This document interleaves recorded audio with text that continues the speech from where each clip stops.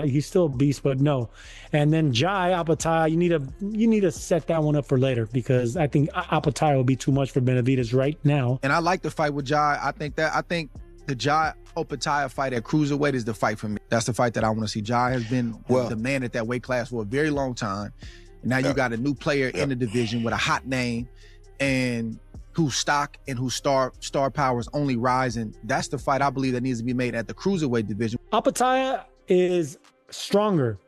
Pound for pound in punching, Opetaia punches a lot harder with one single shot than Benavidez. He's a harder, heavy-handed puncher. He's a southpaw. He has better feet than Benavidez. He's just as mean as Benavidez. That would be violent, man. That fight would be violent. He has heavy hands and he has quick feet, and he does it from that left-handed stance.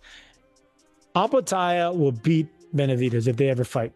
That's just my early prediction. I think Benavidez is top pound for pound. He's a killer. He's the future of Mexican boxing and those Mexican dates.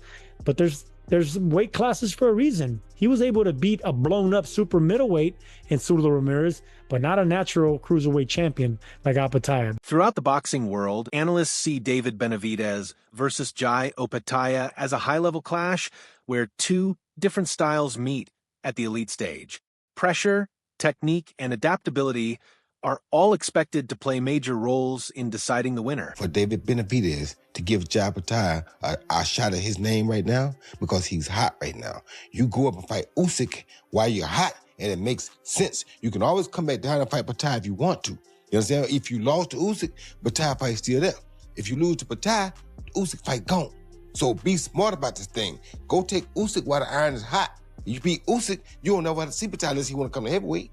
But if you go fight Opetaia and lose, you don't get a chance to see Usyk, and you don't get a chance to make history. That's crazy. You're on a rail right now to do something that nobody ever done. As conversations around the fight continue increasing, Benavidez considers the matchup fully legitimate, even though Jai Opetaia already owns a world title.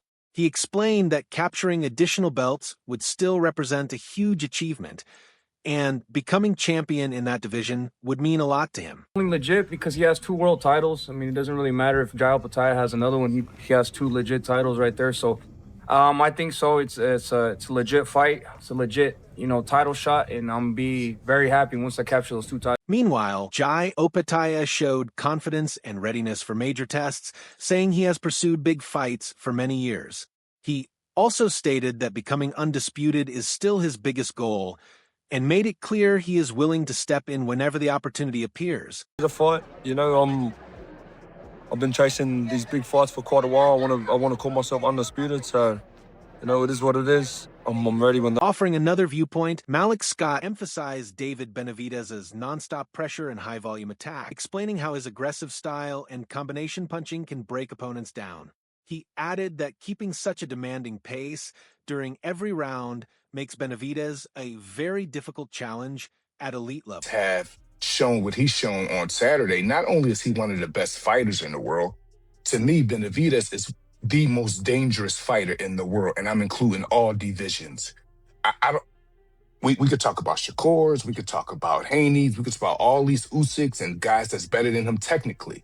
But I'm talking about as far as danger zone. When you're in the fight of your life from round 1 through round 12, David Benavidez, I've never seen nothing like him before. I've never seen hand speed like that on a consistent basis. I've never seen extension with that hand speed like. Furthermore, Robert Garcia believes David Benavidez still has several key challenges ahead before thinking about moving to heavyweight. He mentioned potential fights against leading names in different divisions as important opportunities that could shape the next phase of his career. Love him to do maybe at that same way, or maybe go down, fight Bivol and Beterbiev, and the other one is what that other cruiserweight that signed with Supa. Jai. Opetaia. Yeah. I don't know if that fight could even be done now that he's with Supa and what belts they're gonna fight for, whatever. I don't know. But those are three fights that I would like to see Benavidez take.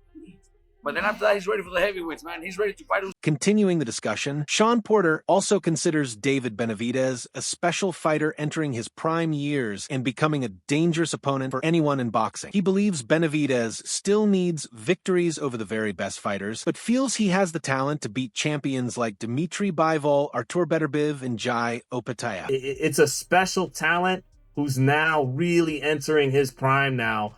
And he is scary for any fighter to go up against. You know, he's got to prove it. He's got to prove it against the best fighters in the world now.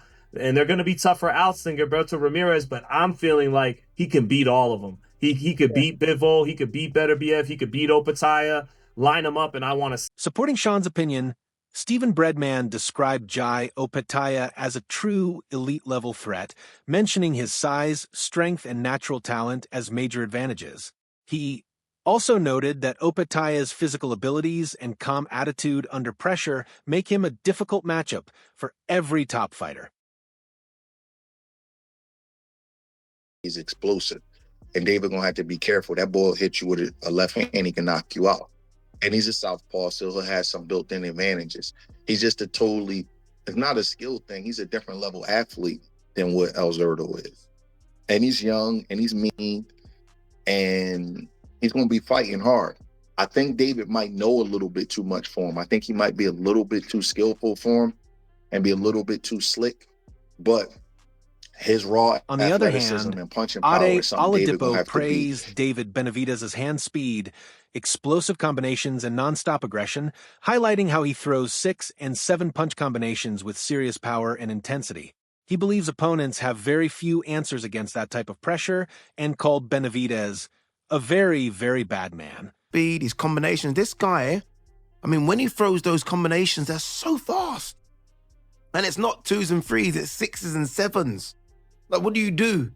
What do you do for someone that can snap your head back and throw combinations with that much power and anger?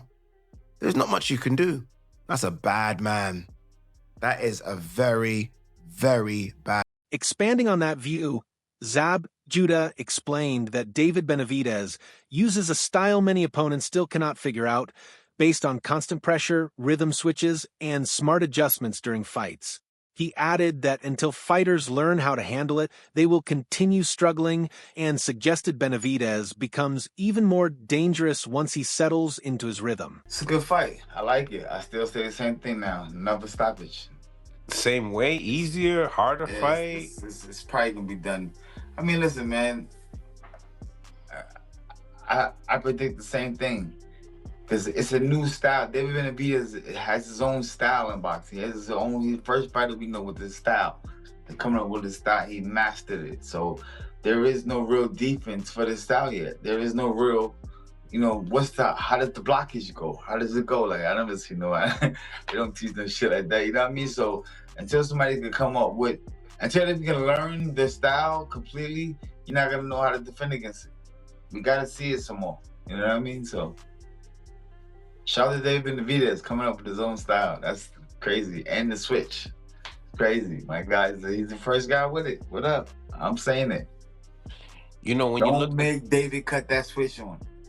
At the same time, Connor Wallace described the fight between David Benavidez and Jai Opetaia as a massive jump, pointing to the huge difference between weight divisions.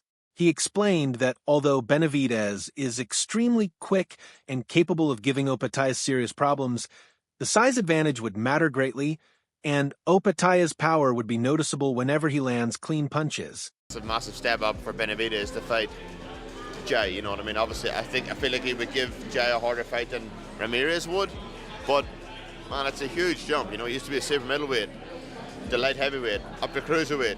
It's not like you're jumping from like super welterweight to middleweight, you know what I mean? It's a huge, 15 kilos, 16 kilos. It's massive, you know, and he's not the leanest or the strongest. Yes, he's very fast. Benavidez is very fast, but I feel like whenever Jai hits him in low. Ade Oladipo also described Jai Opetaia as a dangerous fighter with fast hands, sharp footwork, and excellent southpaw movement. He explained that while Opetaia may not equal David Benavidez in pure hand speed, his movement around the ring is better, making the matchup competitive instead of one-sided. Opetaia's a killer as well. He's a killer. And unlike Zerdo, Opetaia has fast hands and fast feet. Opetaia's hand speed, it's not as fast as Benavidez, but it's respectable. His feet are better than Benavidez's. He's a southpaw. So don't start to, Benavidez runs through Opetaia. No. I'm not doing that. Not doing that. Does not run through him at all. That's a fight.